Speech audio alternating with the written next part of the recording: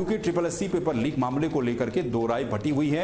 एक तरफ प्रदेश का बेरोजगार युवा सड़कों पर उतर करके लगातार विरोध प्रदर्शन कर रहा है, तो वहीं दूसरी तरफ उत्तराखंड सरकार का स्टैंड अपनी जगह पर कायम है। इस मामले को लेकर के अभी भी जो दो महत्वपूर्ण मांगे हैं वो ये कि बेरोजगार इसलिए धरने पर अभी भी बैठे हुए हैं कि वो चाहते हैं इस पूरे प्रकरण की, UK triple SC paper leak मामले की, जिसको सरकार पेपर आउट कह रही है, लीक नहीं कह रही है, इसकी एक तो सीबीआई जांच करवाई जाए, दूसरा इस पूरे मामले में जो परीक्षा हुई है उसको रद्द किया जाए और फिर से रीपेपर किया जाए, यानी कि फिर से पेपर का आयोजन किया जाए। ये घोषणा सरकार फटाफट करे तो बेरोजगार अपना प्रदर्शन खत्म कर देंगे, अपना आंदोलन खत्म कर देंगे। लगातार देहरादून परेड ग्राउंड, जहां पर ये एक मुख्य पॉइंट बन चुका है इस पूरे प्रदर्शन का, वहां पर लगातार बड़े बड़े दूसरी पार्टियों के नेता और कई तरह के लोग, कई सामाजिक संगठन पहुंच रहे हैं, अपना समर्थन उन बेरोजगार युवाओं को दे रहे हैं।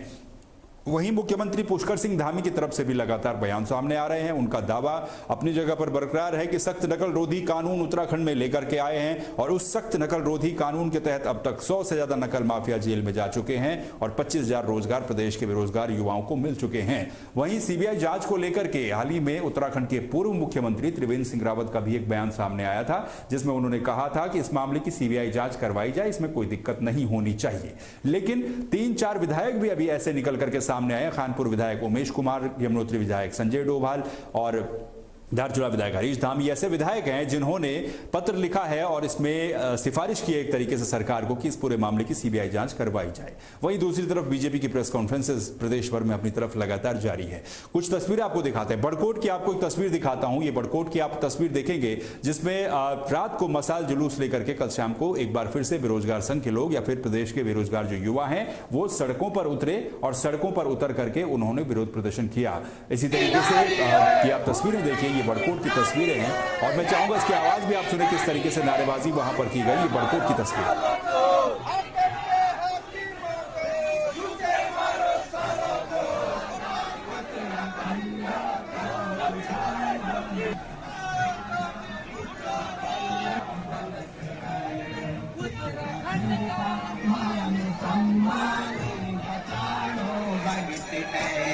तो ये तस्वीरें हैं बड़कोट की, ये तस्वीरें हैं जहां पर मशाल लेकर के एक जुलूस निकाला गया UK triple SC paper leak विवाद मामले में।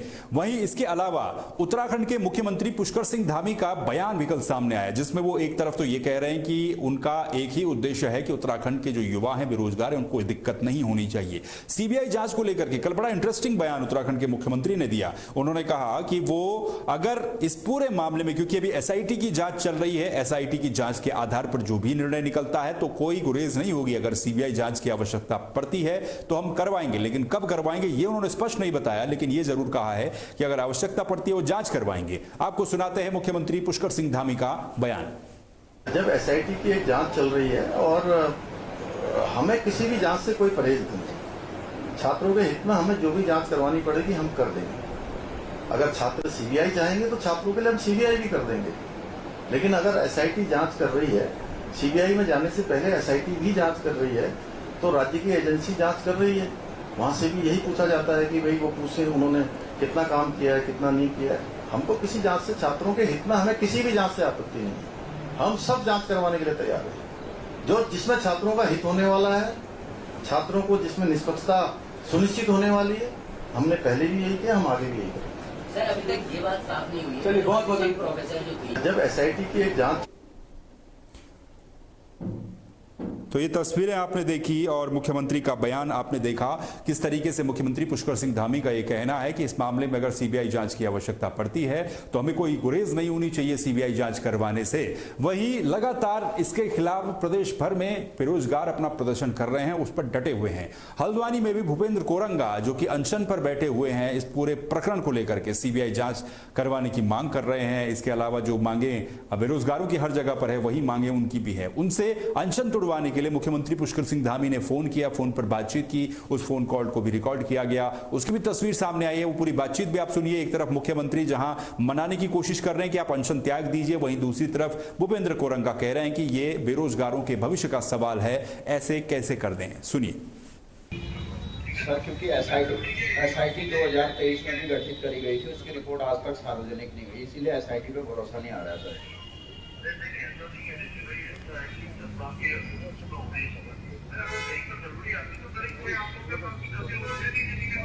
सर हमारा तो आप सर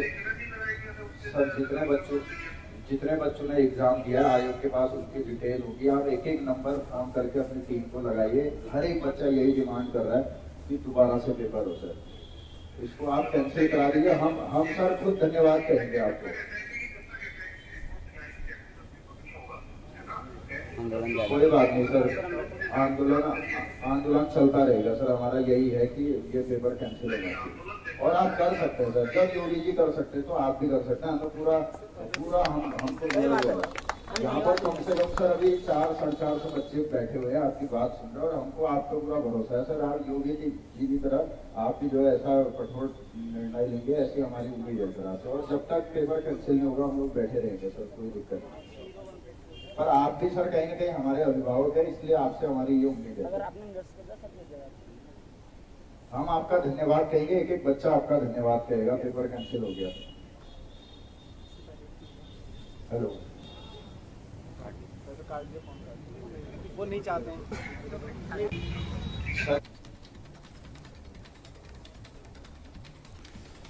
तो भूपेंद्र कोरंगा जो कि बेरोजगार संघ से जुड़े हुए युवा हैं, नेता हैं बेरोजगार संघ के, वो अनशन पर बैठे हुए हैं। उनसे बातचीत की है, मनाने की कोशिश की है। मुख्यमंत्री पुष्कर सिंह धामी आश्वासन देते नजर आए, लेकिन युवाओं की एक ही मांग है कि इस पूरे मामले में उनकी मांगों को अगर मान लिया जाए तो अपना आंदोलन खत्म कर देंगे। दूसरी तरफ परेड ग्राउंड पर लगातार उनके समर्थन में कई सारे लोग पहुंच रहे हैं। अब देखना यह है कि यह आंदोलन कब तक चलेगा और कब तक बेरोजगारों की मांगों को माना जाता है। क्या इस पूरे मामले में, पूरे प्रकरण में सीबीआई जांच करवाई जाती है या नहीं करवाई जाती है। तहलका युद्ध में आज के लिए फिलहाल इतना ही। बाकी खबरों के लिए आप बने रहिए तहलका डिजिटल के साथ। नमस्कार।